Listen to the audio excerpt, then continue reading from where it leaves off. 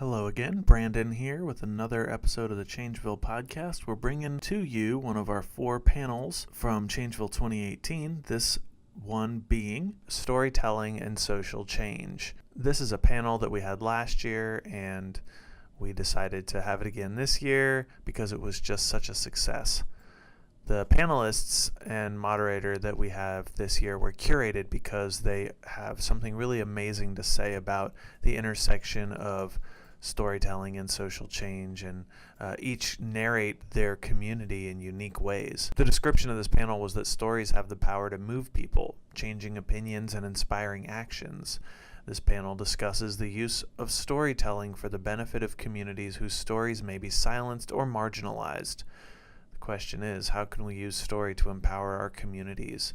The panelists that you'll hear are Foley, who is the Chief Storyteller of Detroit, which is an actual city position, which is crazy in and of itself.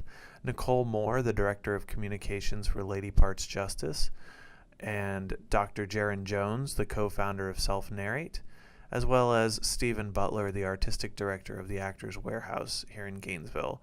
The moderator of the panel was Taylor Durant, the Director of Guts and Glory GNV, a storytelling company here in Gainesville. Also, before we get started, I wanted to just send a quick shout out to Ian Mikish for editing the last episode. I forgot to mention it. Without further ado, here's the panel. Good afternoon, everybody. How is everyone? Glad you're here. I'm Taylor Williams, and I have the supreme pleasure of hosting this panel today, moderating this panel, and narrating a community. See, our panelists are meeting each other. It's so exciting. This is good. I just met them too. And narrating a community. What a cool title for a panel, right? If I weren't moderating it, I would be a guest for sure. Like I said, I'm Taylor, and I am the creative director of Guts and Glory GNV, a local storytelling organization. And I feel really honored that these guys asked me to come and host this because we have a lot of things to learn from our panelists today. We also have a huge group that's going to be trickling over from the Frank conference, and at some point we'll probably get a big group. So figure out the seating, and one of our panelists is going to be heading over too. So we're going to, in the interest of time, we'll go ahead and get started. And then when Aaron shows up, we'll have him introduce himself too. We'll take like a little break to let him, and then we'll jump right back in. Cool? Just so that we can really maximize our time here together. So what I'm going to do now is have the panelists introduce themselves. I figure they can do a much more amazing job of it than I can. And then we'll get started with some questions and take it from there. Hey, I'm Nicole. I'm the communications director at a reproductive rights organization based in New York City called Lady Parts Justice League, which if you've been at Frank, you know Liz Winstead is hosting. She's also our founder and our executive director, and I'm loving it. And I live in New York City. I live in Harlem, and I write on the side. I blog, and I like to talk a lot about intersectionality and race and also gentrification. Hello, my name is Stephen Butler. I'm the executive and artistic director of the Actors Warehouse, located right here in Gainesville. We are a nonprofit community theater, which is designed to create bridges from the our university over into our county area, as well as expanding,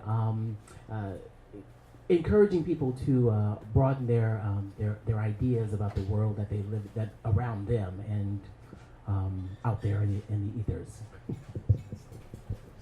All right. Good afternoon, everyone. My name is Jaron Jones, and I'm the co-founder of Narrate. We're a nonprofit located here in Gainesville, Florida, and we're a storytelling organization. We help individuals and organizations develop their story, share their story for either personal growth, organizational growth, or community growth. And so we just try to create spaces where we can get people to share and be empowered to share, and how we can grow from hearing each other's stories. So we're a nonprofit, and we do a lot of work, and happy to be here. Okay, so to get started, what we'll do is just have interaction between all of you, as I'm sure some of you have questions for our panelists, but then the panelists will also kind of lead us in questions if there's things that they would like to talk about and comment about. maybe even somewhat led by what the experience has been at Frank, so we'll just kind of keep it open and go with the flow. The first thing that I wanted to ask all of you is just, very simply what you see the role of story in social change within your organization, how you see story and narrative playing a part for social change. Anyone's interested in that question? Sure. So when it comes to abortion storytelling, I think it's really impactful to have personal stories. There was a research project done last year, and the news media mainly focused on stories that stigmatized abortion. And out of all the stories printed last year about abortion, only 8% of them contained personal stories. And the thing is, when you have personal stories, you realize why women choose to have an abortion, and usually it's for financial reasons. It's not the stories that the media and films would have you believe. It's usually a mother who already has 2 kids who can't afford to have a 3rd child, but you never hear these stories, and you definitely don't hear the stories of, black women and women of color telling these stories. You hear other types of stories, which it changes the narrative in a way that hurts our cause. So one of the things we like to do at Lady Parts Justice League is to find women to tell our stories. I mean, our founder has had an abortion at 16, so it helps that you have a founder who can lead with a personal story of her own, which is a catalyst to have other women tell their stories. Sure. Well, self-narrate, all we do is get people to share and tell stories. But what we love about it is that the power that comes with that, especially when you're talking about community growth and inclusion. A lot of times we feel that there are so many differences amongst us, but when you get to share your story, especially in a vulnerable way amongst your community, you start to realize that through those differences there are several similarities, and you find a piece of yourself in other people's stories. And from that, it helps with empathy, with community building and growth, where we start to learn and understand that we all approach life from a different group of lived experiences, and we view life through a different lens. But through sharing those stories, we can understand each other a little bit more. But it also allows us to connect resources that we didn't know were there. But we never hear that unless we have the opportunity to actually share. And so that's what we try to do with a few of the events that we do. We do a monthly meetup where we just get people based off of a theme to be encouraged to come and share. And from that, we see that there's a lot of community connections, a lot of personal growth and empowerment, and a lot of empathy from that, which is something that we really need right now.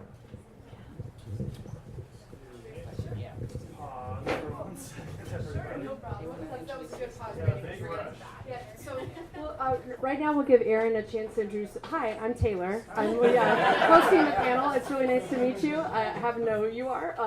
And so just introduce yourself, and then we're talking about how we see the role of story taking place in social change within your organization or your cause. Cool. All right, hi. Sorry I'm late. My name is Aaron Foley. I am the chief storyteller for the City of Detroit government, so I work in the mayor's office. Day-to-day job is I run a news site called theneighborhoods.org. It is the answer to the question, what's going on in the neighborhoods of Detroit. I also oversee some videographers that produce content for one of our public access channels. And as chief storyteller, I believe that as far as the idea of social change in Detroit, culturally, back home, we are very hard on ourselves as far as how we perceive ourselves sometimes. And sometimes we kind of forget what we as Detroiters are capable of. So when we do our storytelling, when we write and report about the everyday Detroiter and what things they're doing in their neighborhoods, whether it's just literally this week, I just talked to a lady who is the president of her block club, and she talks about just why she's never left living in that neighborhood for 35 years. On the surface, it sounds very ordinary. She has no platform, she has no big time job or anything like that. But the passion that she has for her neighborhood, if we show people every passionate Detroiter out there, every dedicated Detroiter out there, and treat them as important as some of our big shot business guys or whatnot, then I believe that can inspire Detroiters to start to hold themselves up higher. Not to say that everybody doesn't, but like I said, we are very hard on ourselves sometimes in Detroit, and I just want to remind my people back home of all of the things that we are capable of and all the things that we have to look forward to. So. Great, thank you. Yeah. So, as a lot of you may already know, that theater is the ultimate storytelling. Actors Warehouse in itself was designed to be a platform where where diversity is definitely one of our very first, was one of our pillars. And we want to be able to hear stories, everyone's story. It was designed so that everyone's story is able to be heard. The LGBTQ community, the female voice, the Jewish voice. We want any voices that have been suppressed in our culture, in our society. We really want the Actors Warehouse to be that venue where we can actually speak and hear these stories. And so, and it's really a matter of, as far as I'm concerned, or should I say my role as the artistic director, it's up to me to be able to stay connected to the community. The same way I had an opportunity to hear Aaron speak earlier this afternoon, and I really liked what I was hearing there. Very good stuff. And that is some of the things that I want to be able to do as well too within our community. It's like, know your community and invite them in. And that's how you're going to hear the stories. That's how you can hear the stories and be open and receptive to those stories and not try to change their narrative. That's a huge faux pas. Unfortunately, I get on some of my Facebook interactions.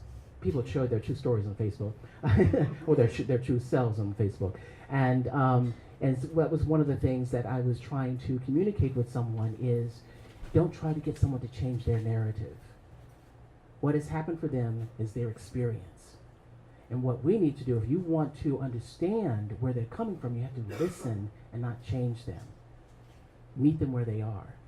So, that's the thing.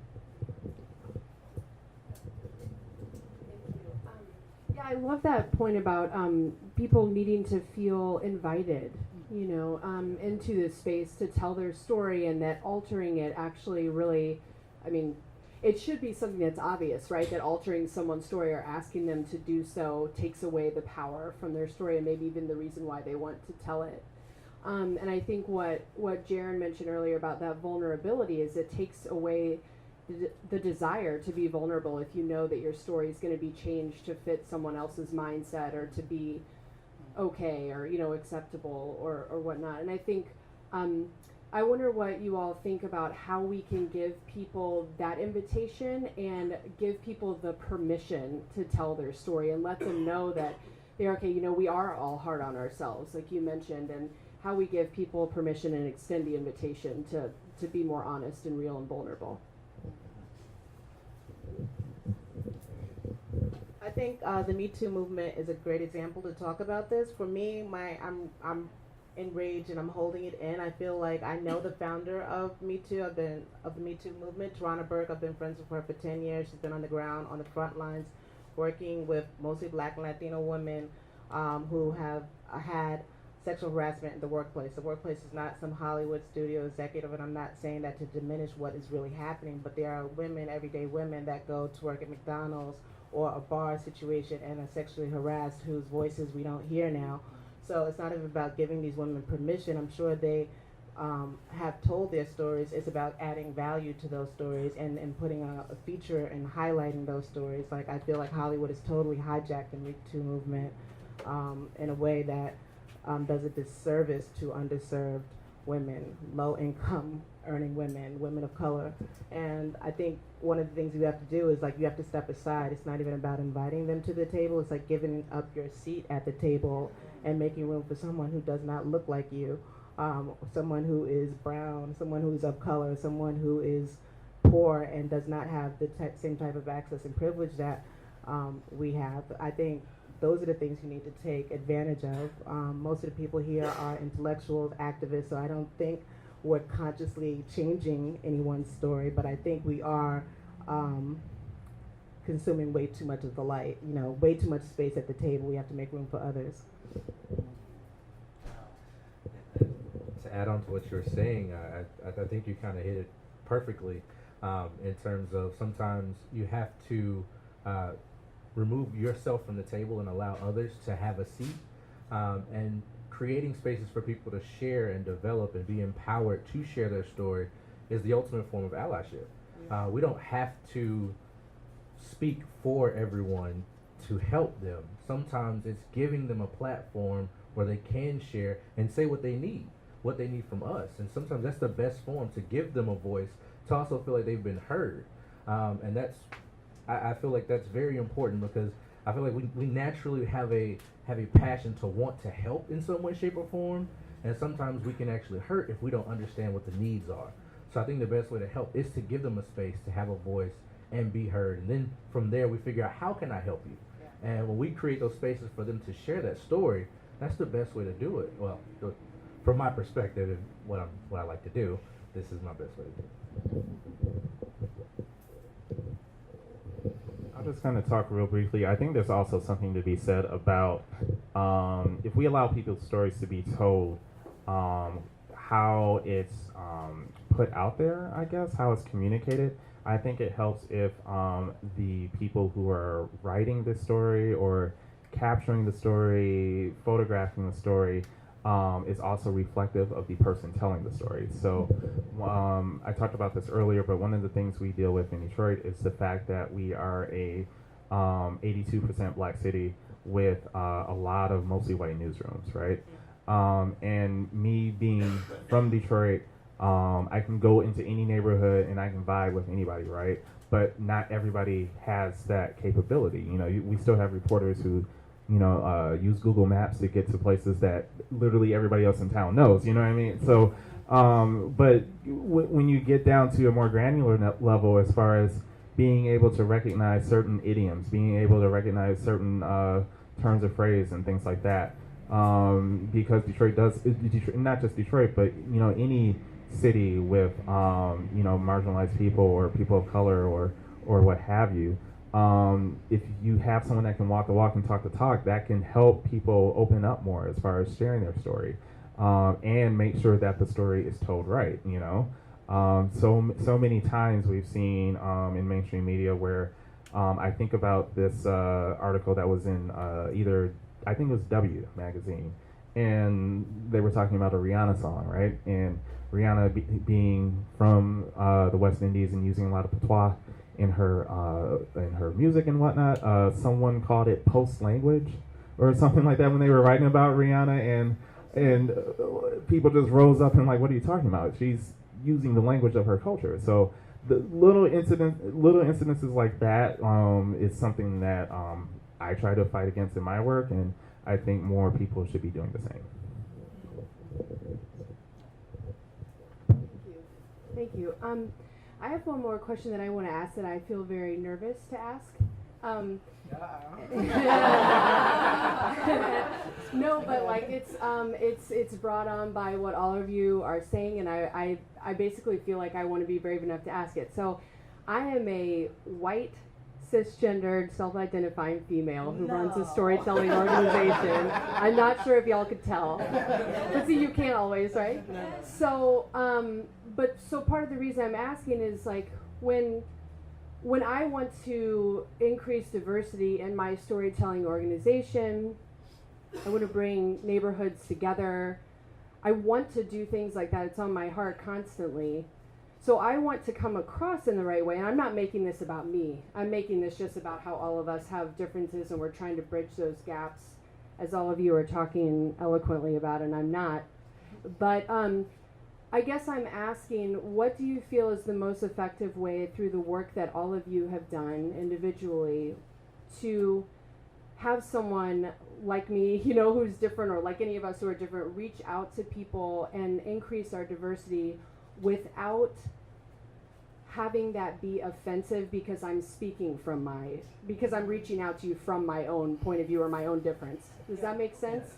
Being like, hey, I'm a white woman asking a black man to be in my show because you're a black man. Like, I don't want just to spell it out like that. So make of that question what you will. Well, I guess I'll go first. I knew I shouldn't have said on the end it was going to happen.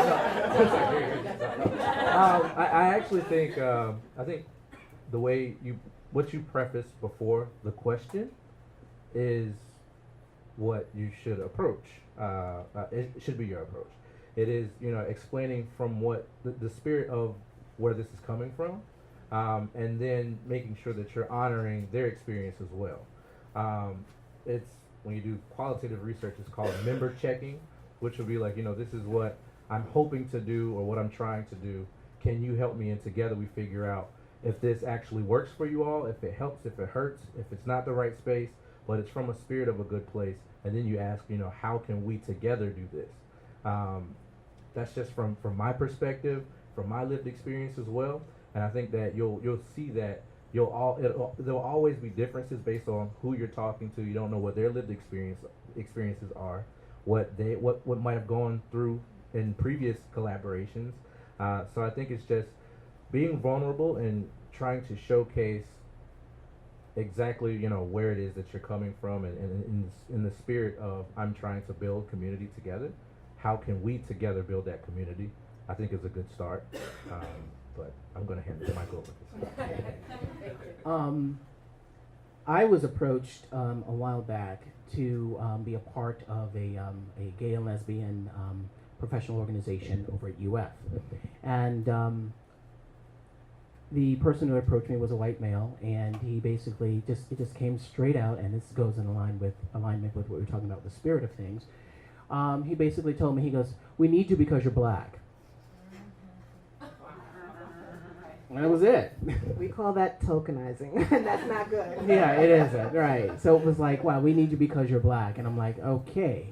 So I had to find a very eloquent way of bowing out gracefully.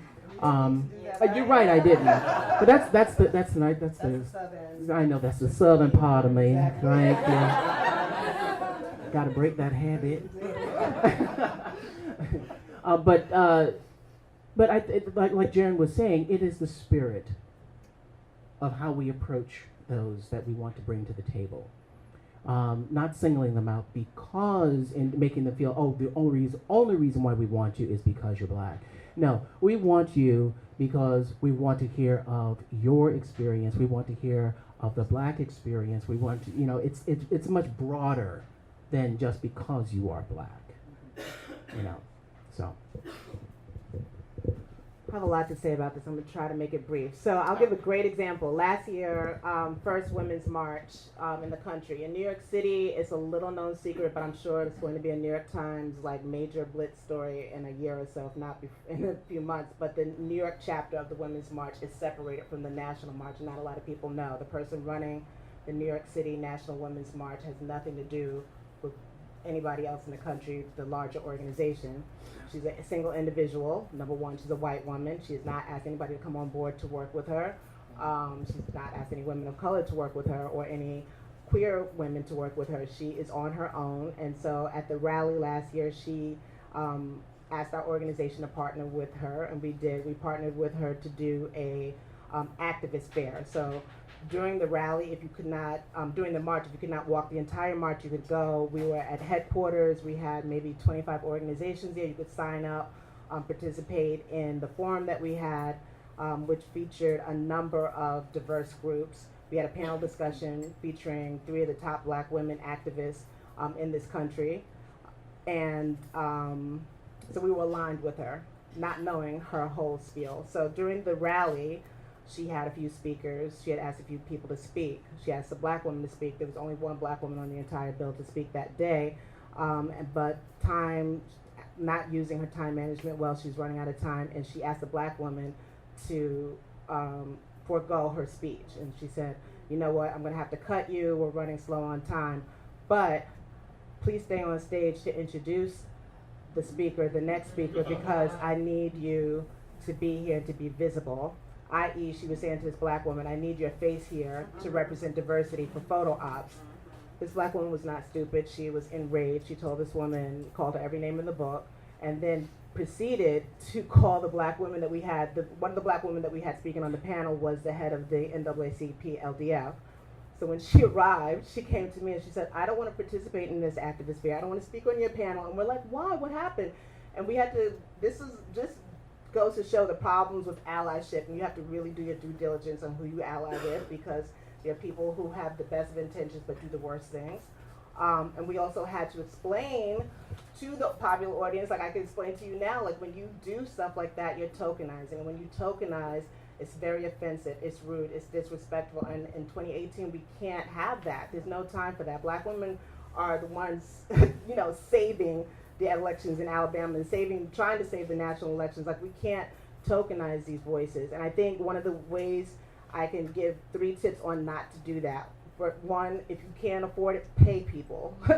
Don't just ask somebody to do something for you for free because you like how they look or because they fit a certain profile. But if you are sincerely interested in having a person of color or a queer person or a disabled person speak at your event, be able to pay them and know their resume, know what they do, know why you want them to speak there. The third thing is, even for a room, when you look around this room right here, I'm really disappointed by the lack of diversity here at Frank. And so somebody approached me yesterday, you should talk to the people that run Frank and help them with their diversity.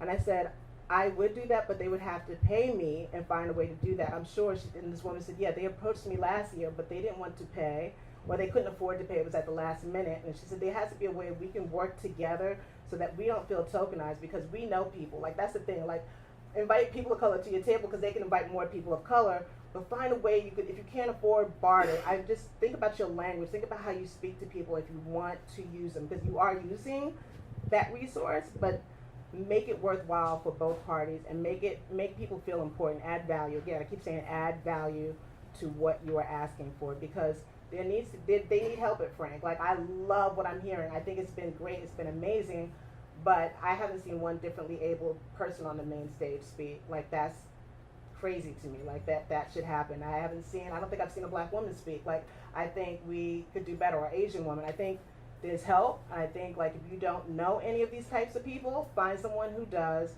and find a way to have that discussion. And I think there's a way you can do it without being offensive. It's just being open and being honest. Sorry.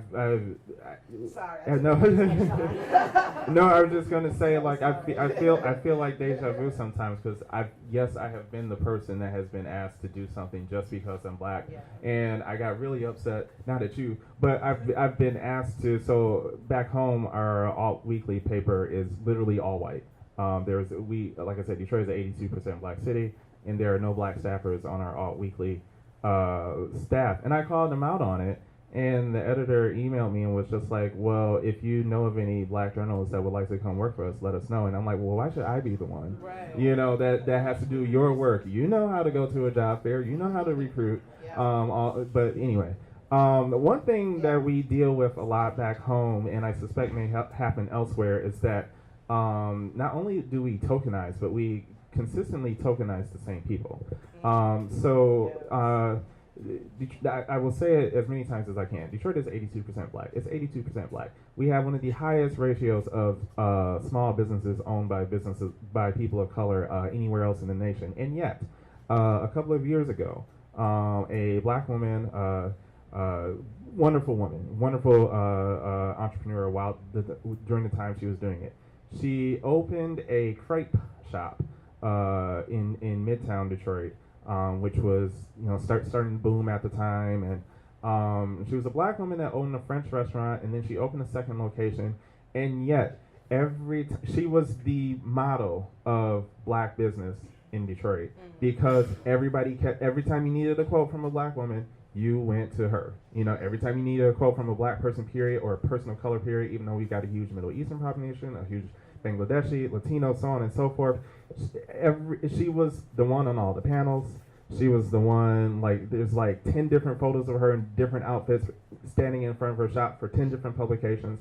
She was in the New York Times, she was in the Wall Street Journal, and it was great to see a black woman representing Detroit, but it was her over and over and over and over and over and over again. And like I said, Detroit is 82% black, and she's not the only black person, she's not the only woman, she's not the only whatever to own a business. So why do we keep frequently tokenizing the same person over and over and over again? So if you must bring someone to the table, bring someone else the next time. Don't just like, okay, we got one, now this person is going to be the one. And eventually she went out of business. And then we found, like the media in Detroit, we found another guy who opened a chicken and waffle shop, and Hillary Clinton went there while she was stumping, and it became the go-to place for anybody dropping into town. And you constantly just read about this one chicken and waffles place, and there's like a dozen chicken and waffles places in the whole city that have been open longer than he has been open, and yet they, like I said, we pick our one and we stick with it, and that's a thing, that bothers me a lot. Like I said, we've got a Yeah. So I wanted to ask you a question. So is it then on that person, that crepe owner, should it have been on her to say, oh, I know someone else who owns a soul food restaurant? She would do that, okay. Yeah, so the other business owners would be like, hey, go check out my homegirl, or go check out this person, and they'd be like, okay, maybe. But for right now, we got you right now. So that is a consistent problem that I see a lot. So it's an institution problem. Mm-hmm. Thank you. I'm glad that. Jaron, you're kind of want to add to that. I think from all the experiences, we're talking about narrating a community, especially when you're talking about marginalized or minority populations. Understanding that one lived experience does not represent a whole, And so when you're going in, especially when you're talking about trying to be an ally or trying to get more people involved, I think approach it from, how can I learn more about the stories, or can you connect me if you can't, if you can't speak, can you connect me to it? And so maybe the intention could be to bring someone into your organization, but maybe they need your organization to come to them and showcase them and highlight them and their stories and bring that space to them and empower them to also say, yes, I am represented at the table with you all, and together we figured out how we were going to share these stories and how we were going to empower one another. Thank you. Yeah, we had an experience recently where a woman had submitted a story that she wanted to share, and it was all set and ready to go. And then the venue revealed that they had not put in their wheelchair access yet, and this woman used a wheelchair. And it started this like cascade of events where we looked for other venues. It's like we refused to not have this happen. And so but it was a cascade of events where like every place we got in touch with, nobody had wheelchair access. Oh, we haven't gotten around to that yet. That's our next project. Oh, we hadn't thought of that. Thanks for letting us know.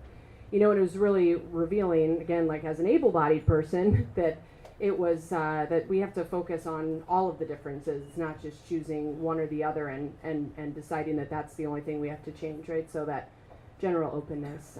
But thank you. I'm glad I asked because those were phenomenal. Thank you for asking. Oh, sure.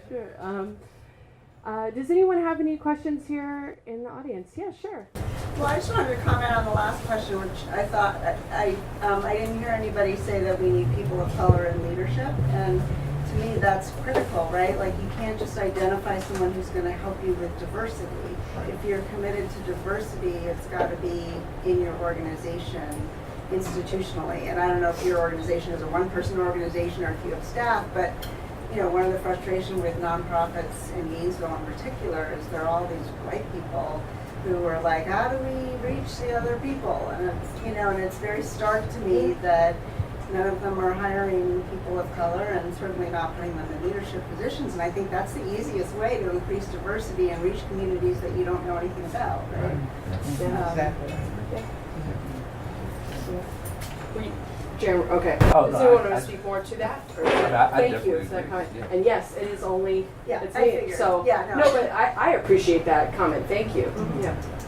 Sure, if you'd like to. I wasn't sure if I could get it back there. So I just want to echo what somebody said, because I walked in here and saw the four of you all. I was like, what? I did too,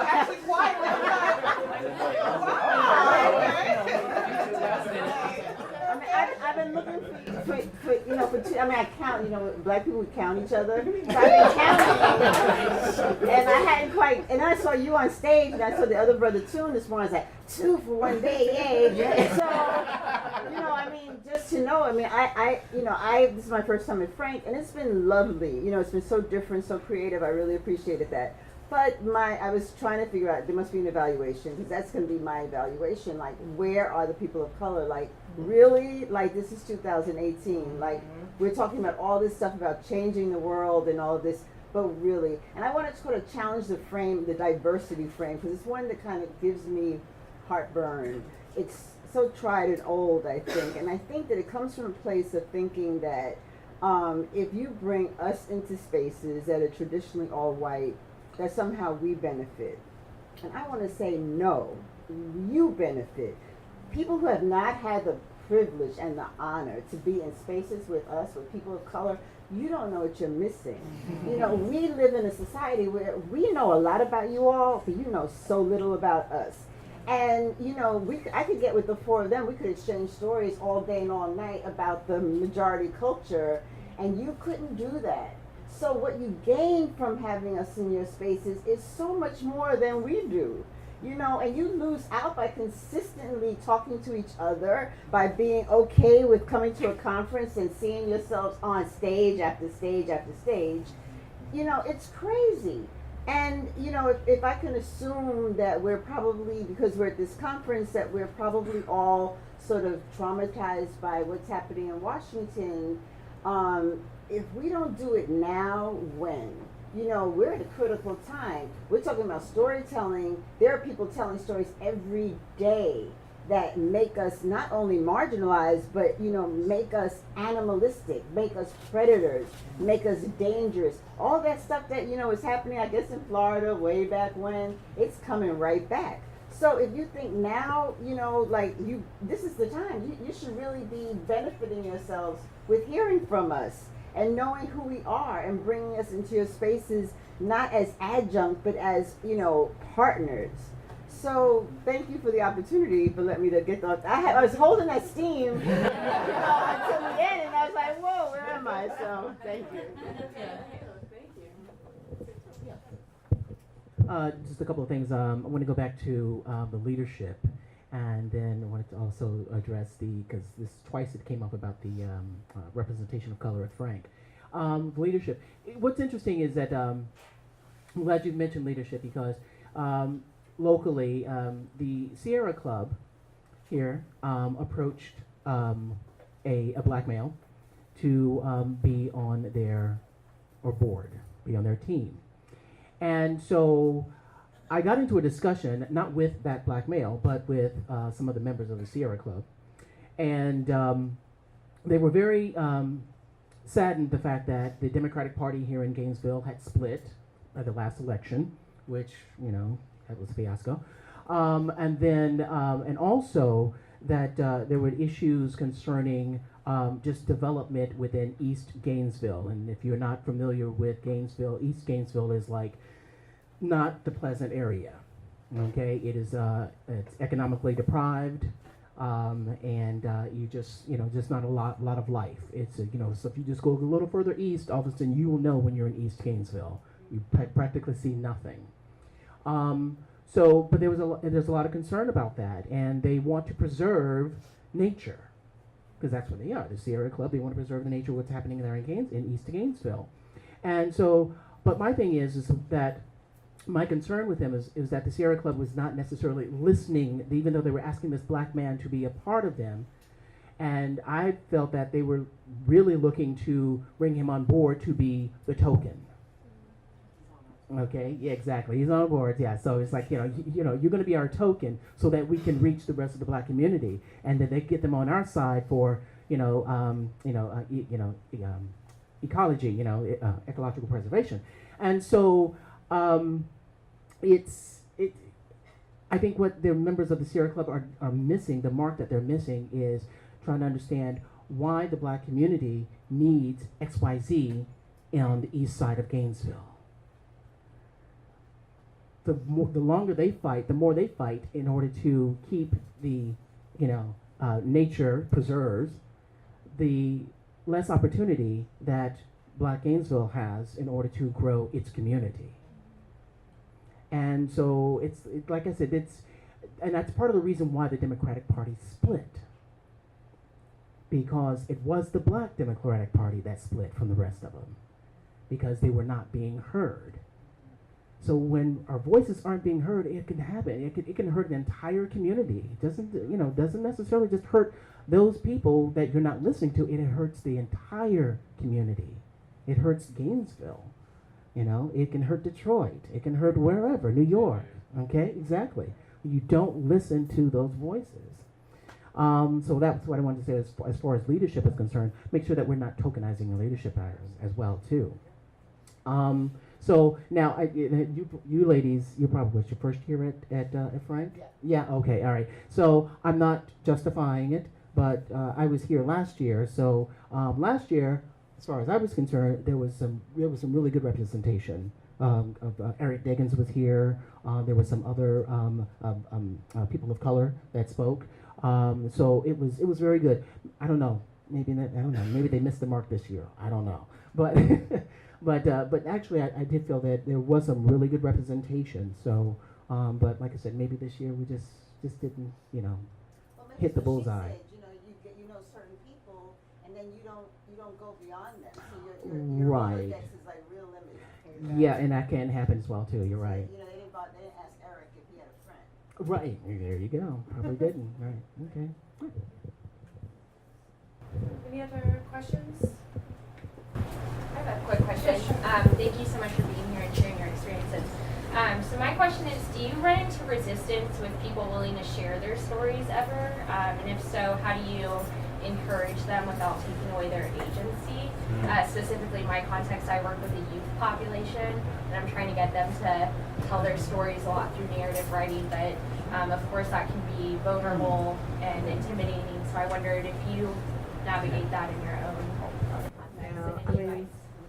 Well, doing abortion, there are a number of reasons why people feel hesitant on telling their story. One, it's a safety issue. Two, I think the idea, abortion has been stigmatized so much that people feel bad, like they feel afraid to tell their story because they feel less than if they admit that they had an abortion. So I think there are many ways we can get around that. I love that tech and social media has come so far. So I feel like we've had success if people do not want to be videoed, and that's usually, when it comes to video, no way. Because then people don't want to be readily identified visibly like that. Is to get a couple of quotes, like have them tell their story, have them tell even part of their story. That's the thing. There's so many different parts of an abortion story. There's many parts to any type of story. It's like focusing on what they feel comfortable in telling and pull quotes. I think those are amazing things that can be used on Twitter. They can be used on Facebook. They can be used on Instagram. That will do your campaign work justice and be really impactful without having to put the pressure on an individual, whether it's a child, whether it's a woman or a man, to have to tell their whole story, full story, right then and there. And sometimes that leads to other opportunities. Some of the other work I do is in Harlem. I have a campaign called Black Harlem Lives, and it's very hard for me as a woman to get some of the Muslim men to talk to me because of religious beliefs, one, and two, they just are also very hesitant, the West African population, to be photographed or to be on camera because of immigration legislation, and they feel very afraid. So I've had to find partner with men, one, to help me to navigate the streets and to have them talk to men talking to other men. As much of a feminist as I am, I have to be real about some things, and men talking to other men has been very helpful for me. So it's also, who you have asking them to tell their story, which goes back into play about having, all different types of people, a diverse intersectional leadership, so that you can have people feel comfortable when they see other people look like them, asking them to tell their story. They'll feel a little bit more comfortable and feel that their agency will be valued. We're dealing with the exact same issue as far as immigration policy in Detroit. So we have a very vibrant Latino population, and growing up in Detroit, the majority was Mexican American. Now, in recent years, it's been Venezuelan, Salvadoran, Puerto Rican, and none of them want to talk to us because as of last November. And that saddens me because it is such a vibrant community, We love small business in Detroit, and we're talking everything from Dominican hair salons to panaderias and so on and so forth. And yet, if I want to contact, like a muralist, or if I want to, because there's a ton of murals in Southwest Detroit where this community lives. If I want to contact, the owner of a store, I walked into a restaurant the other day, a little old lady and her little husband. They were so adorable, and they had owned this restaurant for 35 years, and I was just like, I want to tell your story, and they're like, no. And we do have a lot of people living undocumented, but even the ones that have been here for generations, they don't want to set off any alarms for any of their friends or family, so it's tough.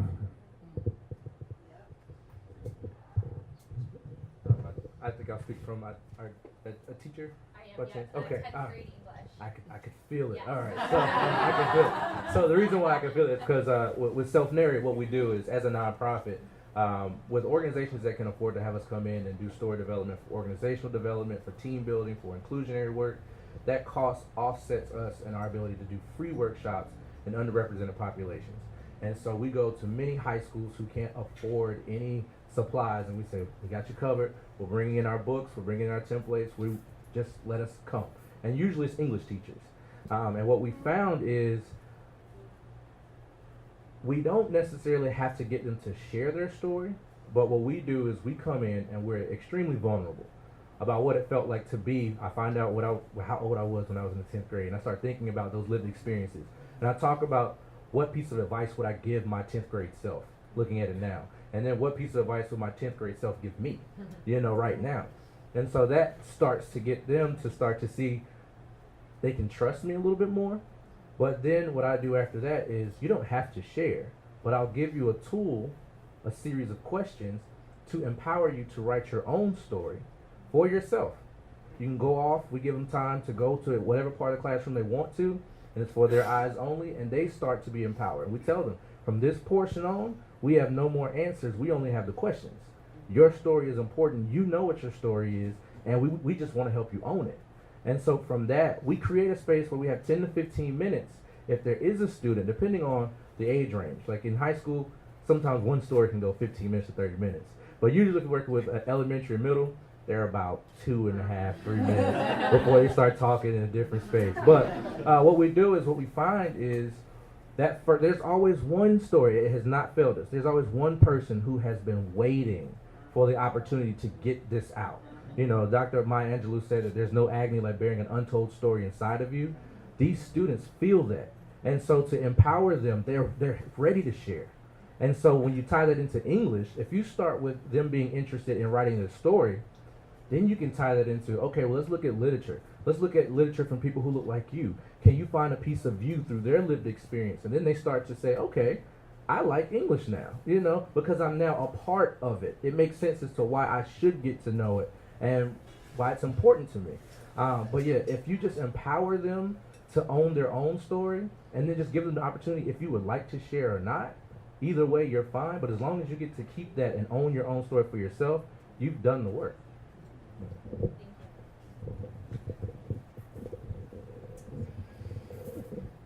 Thank you. I think that's great, that idea of empowerment. I think that when people want to share things, sometimes they want to share at different levels because their definition of what safety is for them is very different as well. Maybe it's, politically driven, or maybe it's something that triggers, their past, or brings up another story for them. So I think a lot of people need closure before they tell a story, but some people are kind of like, well, it's in process and I'm happy to go out there and be vulnerable and share it. So at different levels of vulnerability and safety, I would think. And some people even experience it once they say something out loud. They almost feel, they thought it would feel freeing, but instead they feel like they've lost a part of themselves, and then that takes a little bit of healing to bring that piece of them, back in, that kind of thing. So I think with the rise of social media, like Nicole, you made up a great point, it gives us an opportunity to share and for people's voices to be heard. And I think sometimes people make the assumption that you have to share that much, that oversharing is kind of the norm. And then some people think, oh my gosh, I overshared, I should have kept that inside. So maybe just honoring where everybody's coming from, the reason why they do or don't want to share their story is actually a part of their story too, and where their motivation lies. If I could add as not being a panelist, actually. Yes, sir. Yeah, and I realize you guys don't need the mic. I don't know. Thank you all for sharing. And I realized right now that I'm surrounded in a room of people who are really champions and advocates for social change. But what do you think is the secret of reaching or maybe changing over people who aren't passionate about this work or who are against this work? What do you think is the secret of reaching those people?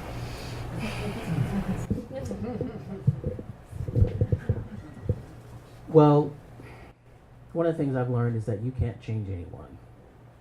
That's the first rule. You can't change anyone. People have to change them. They have to be willing to change. I think as far as my work is concerned, what I can do is just be the vehicle that puts on a good, well, I'm trying to find the right word for it. The vehicle for that change to happen. So we do our work to think about what it takes to make the change. We bring people into the fold, and then once people see that you are, this vehicle of change, and that you are making change, you're doing it, you're doing the work, then that will get them to come to you as well too.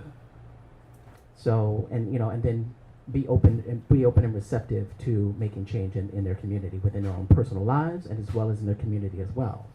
So, like I said, I don't think we can't expect people, we can't expect ourselves to want to go out there and just browbeat someone to make a change. It's about us changing ourselves. That's how the change happens. It happens from the inside out. So I'm in the reproductive rights business, and we don't try to change folks. We're not changing Pence. He's going to be who he is. We're not changing Trump's. We're just not going to happen. So instead of wasting that good energy that we have on trying to change people's opinion on abortion care, we will use that energy toward providing awareness. We use that to expose those people who are against us. Actually, we use it with humor, because we're running, Liz Winstead is at the lead. So instead of exposing people and making it an ugly fight, we use humor to do it. And I think when you use humor, you make people laugh. And when you make people laugh at the people that are against you, it sometimes won't change them, but might simmer them down a bit, because it's always, when you see how ridiculous you are, sometimes that's always a way. Sometimes this administration is very different, but usually it's a way of okay, let me step back a little bit. So I think, if you're in the advocacy business, especially in this day and age, I think it's a new day and age, and I think you need to be really strategic on using your energy and using your time and resources. And I don't think now is the time to try to change. I think it's about using that energy for awareness, for inspiration, for empowerment, and education. I think those are our best tools right now, and if we use those, let's see how far it'll take us. And maybe along those lines, I know that, especially I remember right after the election, a lot of people were saying I'm turning off the news, I'm getting off of Facebook, I'm not actually going to pay attention anymore, as a form of activism, sort of almost passive activism, or just, what do you all think about passive versus active activism? I would say if you turn off the TV and decide not to watch the news, take that same time and energy to go into your community or to a space to allow that same time to find someone that does not look like you or may have some differences or even some similarities. I think I will say I have probably watched the news. It's gone down. It's gone down. Simply because emotionally, for one, I don't feel that there's representation on the news, and I don't feel that it's an inclusive. I don't think it's solution based right now. And so, taking that, what I find, seeing what I'm lacking or the need that I would look for the news, the good stories of collaboration, of people building, of seeing that there was a problem and then getting to a better solution where it's a win-win, not necessarily someone has to lose. I don't get that. So taking that spirit of understanding there's a need not being met and trying to be that change in the community, going out and spending that time investing there, you'll find what you need because you're actually being the change that you want to see. But yeah, it's tough. The news is tough right now. But at the same time, you have to be aware too, because if I'm not understanding what the majority of people are being fed, I also don't know how to understand their perception of what's going on. So I still have to watch the news and say, okay, that was a little left field, or they didn't get it right, because from my lived experience and through my lens, this is what I'm experiencing. I don't think they covered it right. So you're, in some instances, you're forced to watch the news to be aware to see what's the fight, or what do I have to combat possibly, or what do I have to help people acknowledge as this is the actual truth, or my truth, versus what was seen on national coverage. And I'll just add to that, I think we have to expand our notions on what activism is. I don't know if I even necessarily believe in what you call it, passive activism. That's like being a passive driver. I feel like you're still driving, like you're, I don't know if I believe that. I think activism takes on many forms. I don't think watching, I know that was just one example, but I feel like what we do, like we go to abortion clinics and we'll empower people to say, oh, you're a gardener? They have a garden out there, they need help. And they'll pay you. Like, that's your business. Go out there and help them with their garden, plant a new flower bed, clean up their yard, and they do that. And I'm like, that's activism, because in a state like Mississippi, where the laws are such and the moral beliefs are such, like people who are in that type of business won't even service them because they feel like abortion is so wrong. So there are many ways you can be an activist without protesting, without watching the news, without writing a petition. I think not watching the news is probably one of the strongest ways you can be an activist. I wish I was that strong, Yeah, exactly.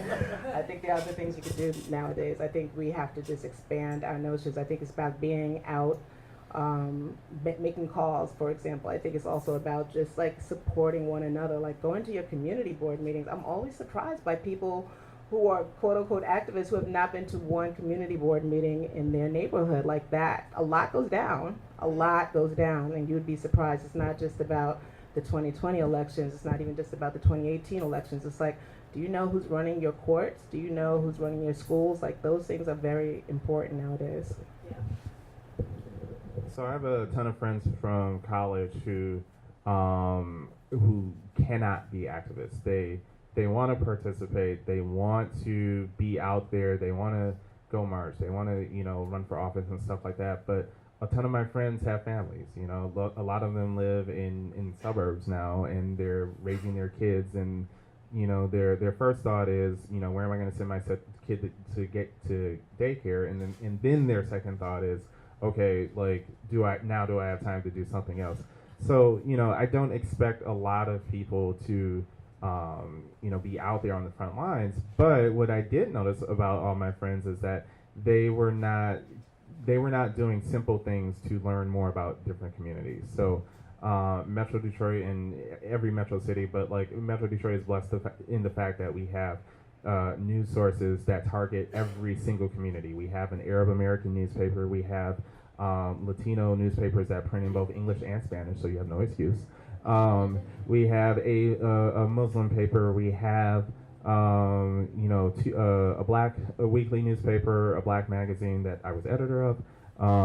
All these different publications, and they're all online. They're all for free. We have a Korean newspaper that drop it in Google Translate. But I just tell people, you can pick up information from different communities without having to physically be in them. And therefore, when you do encounter someone, or when you are in those communities, you can at least have that knowledge. You're not being a tourist. You at least can learn about where some of these different communities are coming from. And it's as easy as, like, you're on Facebook all the time uploading pictures of your kids. So I know you're on social media. Go like some of these pages. Go, give them some traffic. As far as, that's what every media outlet wants. So too do the smaller, niche publications. They need that support as well. So that's something I always encourage, is just learn, taking the extra step of making yourself uncomfortable sometimes, because I do think, I look at some of my friends who grew up in lily white suburbs, and therefore asking them to read our Latino weekly just asking them to read it can be a challenge. But you're listening to Despacito and all the other all the other top 40 Latino music, but read their news as well. So Actually, I wanted to know, how many people here are on social media and they feel like social media has been an important tool for them in terms of storytelling, in terms of finding out about other communities. Okay. I'm not trying to be part of the panel. But I just want to say two things, because one, what's your name? I forgot. Shelby. We met the first day, and I wanted to say that Shelby struck me, the very first day, the first lunch I think we had, and she told me she was a teacher, and then she told me that she had taught two books that are so close to my heart, The Bluest Eye by Toni Morrison, and Their Eyes Were Watching God by Zora Neale Hurston. Now, if you know those books, that's very deep that she's teaching, that she's a young white woman teaching these two very profoundly racially sensitive and important books. So I bow down to you for that. And the second thing, talking about stories, I wanted to say that that's one way, is to read stories that you can learn. And, this 2018 is the anniversary, the 200th anniversary of Frederick Douglass's birth. And he didn't know when he was born, so he gave himself February 14th, before Valentine's Day anyway. But he decided his birthday was February 14th. So read about him and tell people about him. His story is amazing. He was an abolitionist. He was a leader of one of the supporters of the women's suffragist movement. He has a huge story to tell. It's also the 150th anniversary of the 14th Amendment that essentially gave people, that determined that citizens and non-citizens alike are protected by the Constitution. It's what allowed Brown versus the Board of Education to pass. And it's also the 50th anniversary of 1968, which is chock full of stories, because, that was our liberation, probably before a lot of you were born. But, it's such a pivotal time in American history. So from those stories, I think, are safe ways to get stories of so-called marginalized communities. Yes. I'm Liz. Hi, I'm Liz, and I'm training to be a counselor, so I feel like I'm just very curious about, all of you seem like you're very prominent and active in your communities and are well known. I know I've definitely seen Jaron and Stephen a lot, and I'd imagine you have a lot demanded of you all the time. And I'm wondering how you find yourself able to make space for yourself and taking care of yourself in your life while also fighting for these really important causes.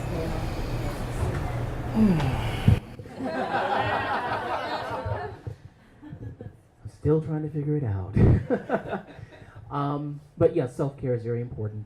Not only do I have my theater, and a lot of people don't realize, and sometimes I have to just take a step back and wow, how do I do it? Because they ask me, how do you do it? I have a full-time job at UF, Monday through Friday, and then I leave there and I do my theater work.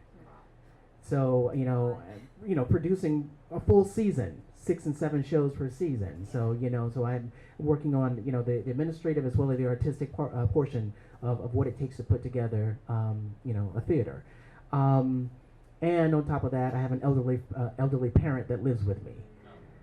So it's, something has suffered, and it's called the love life. But but I'm making changes in that. Hey. But seriously, right? It's really about self-care. It's really you just have to figure out what's really important to you, but also knowing that you are important to yourself as well. And so that's all I can really say about that one. So, I don't know, Jaron?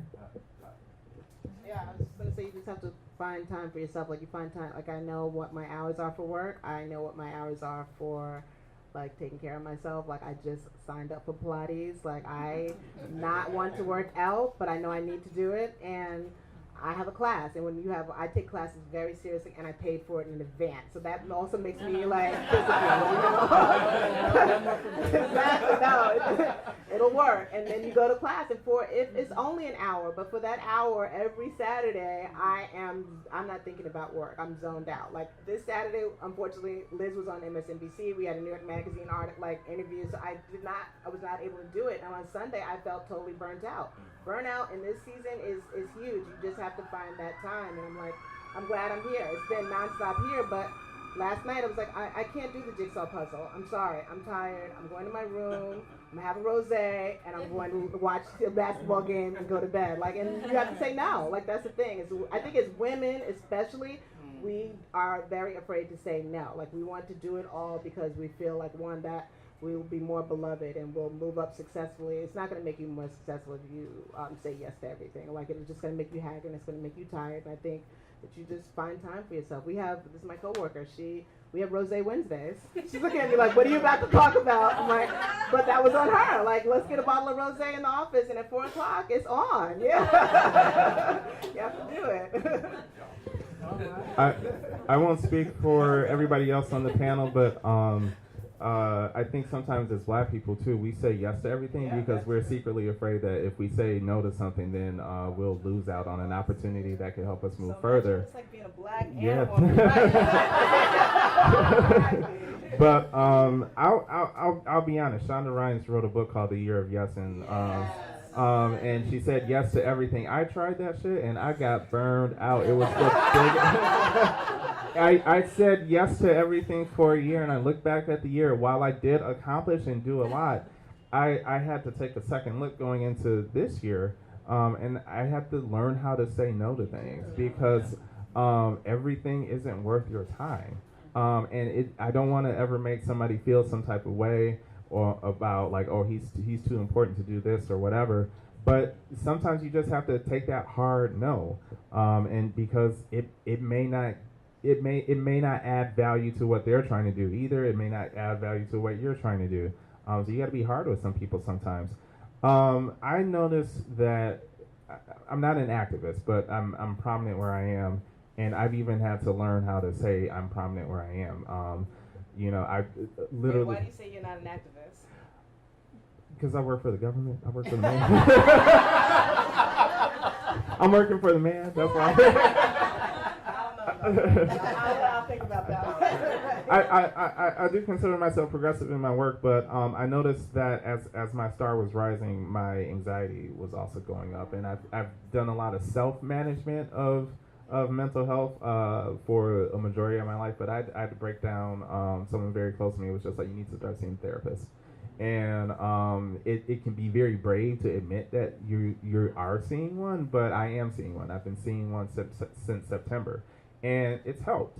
I go once a week if I can, and just having that outlet and trying to untie not just the rising anxiety. I've always had anxiety, but then I just noticed okay, now I'm having panic attacks, more than once a week now. So I'm like, I got to do something before I drive myself crazy.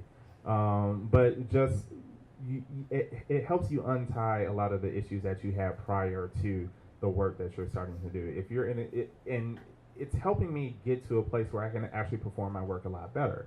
I recognize my triggers. I recognize some of these deep-seated issues going back to whenever. But yeah, therapy helps. A good therapist, an in-person therapist. Finding it on your own or having a recommendation, however you want to do it. I know people. I have a coworker that Skypes with her, but that works for her. I don't feel comfortable doing it over the internet. I need to kind of see someone face to face. So, yeah. And sometimes I feel like in my last year I've discovered that the idea of saying yes, I'm an improviser, so yes and is the thing about improv. But sometimes saying no to something else is saying yes to yourself.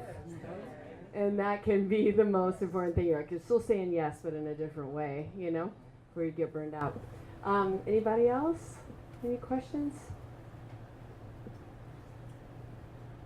Why did you? Yeah, I want to know why people decided to go to this. There were so many great recess workshops. Why did you choose to come to this one? I'd just be curious to hear what you're doing, what your mindset is. No pressure. It was a marginalized communities piece for me. And then I ran for Okay. anyway. Nobody? That's what we do. Like I said, I'm a counselor in training. My theory of choice is called narrative therapy, which is all about storytelling and empowerment.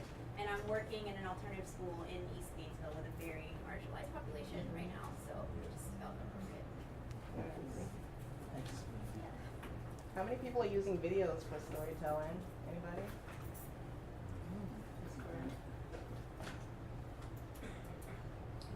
And do you find videos to be particularly powerful? I mean, I know I've seen the way for it works for us. Yeah, Yeah. I think it's the future. I think that in podcasting, I'm always curious to hear who's doing podcasts now, and who's doing video. I think podcast is the next wave. Actually, I don't think we've reached the tipping point for podcasts, but I feel like now people are seeing that it's really a thing, and that they're really interesting, and that as radio has become increasingly less interesting. I think podcasts and the accessibility of podcasts, people are and the length, videos. Your video should not be more than 5 minutes, so it's very hard to conceptualize and put a package together that's compelling, empowering, informational, and that you hope will go viral in 5 minutes. Whereas, podcasts, you can sit there, I listen to podcasts that are an hour and a half long, and I'm good, I have an hour subway ride to work every day, so it's a way to take the edge off.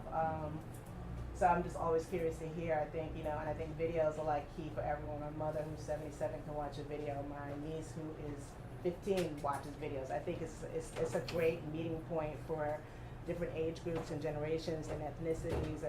I'm just really curious about that. Yeah, and so many people are kind of getting addicted to their podcast of choice now. It becomes to say, well, you want to hear more, and I think that speaks to the power of stories by itself. It's just people really want to hear other people's stories. And one thing I'm struck by is the kind of podcast feel of, just as one example, a lot of NPR storytelling, kind of even if you take 1A, it's been extra fascinating this week when I've caught it in my car, but it feels a lot like a podcast, and it's live storytelling. And what's really powerful to me is a lot of the people who share stories on podcasts or public forum, radio forums like this, they do share their names, and in many cases they are sharing something highly vulnerable, or it's a story about immigration or something. And I think that there's such bravery in that, and that's what people actually get addicted to, is the bravery, the vulnerability, the real life stories that people are willing to share so publicly. You also, are any questions that the panelists want to ask? I love that Nicole did that. I guess I want to kind of get a survey. I know that our school teacher back here is introducing her students to Black literature. Just kind of curious as to your exposure, everyone else, other people's experiences with Black literature. Aside from Tony Dungy's book.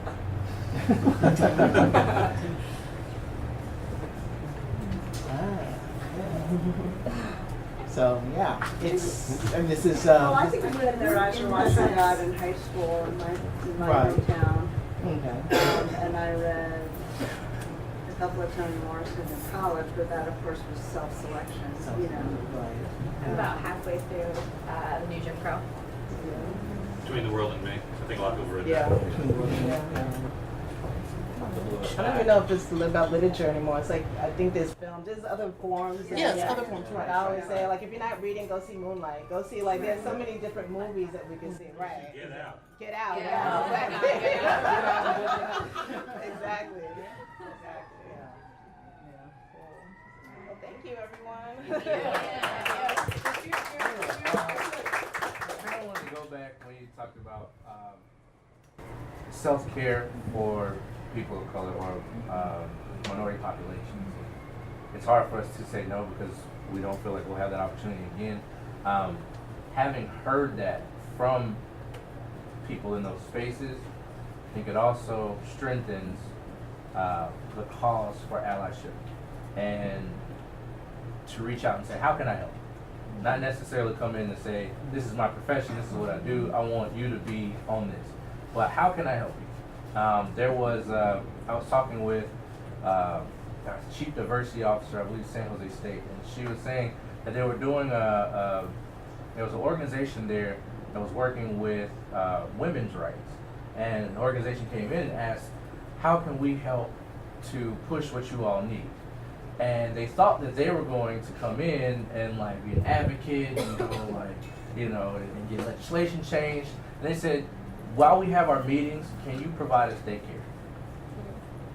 And that was the best way to assist them in making sure their needs were met.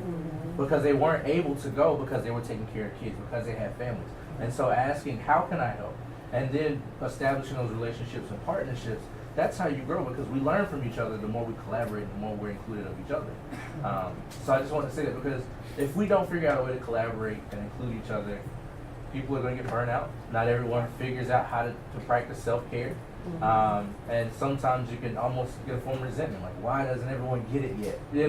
And so having space with someone that doesn't look like you or share the same viewpoints or the same abilities, say, how can I help?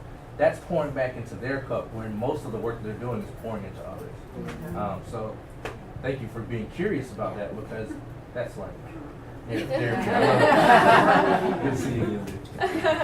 And we can assume sometimes that someone, may not be coming to a meeting or a part of a group or what have you because they're not interested or they don't have time or, because of their family or whatever. Really, we're just not asking the right question of what they need to get there, and I think we just have to be more open-minded to like what the answer is going to be. If we like first ask the question and if childcare is the answer, it's like, oh, okay, that's something we can do. Like, thank goodness we asked. A lot of times we don't know the right question to ask. Yeah. Anyone else? Back. Well, thank you all for being a part of this panel.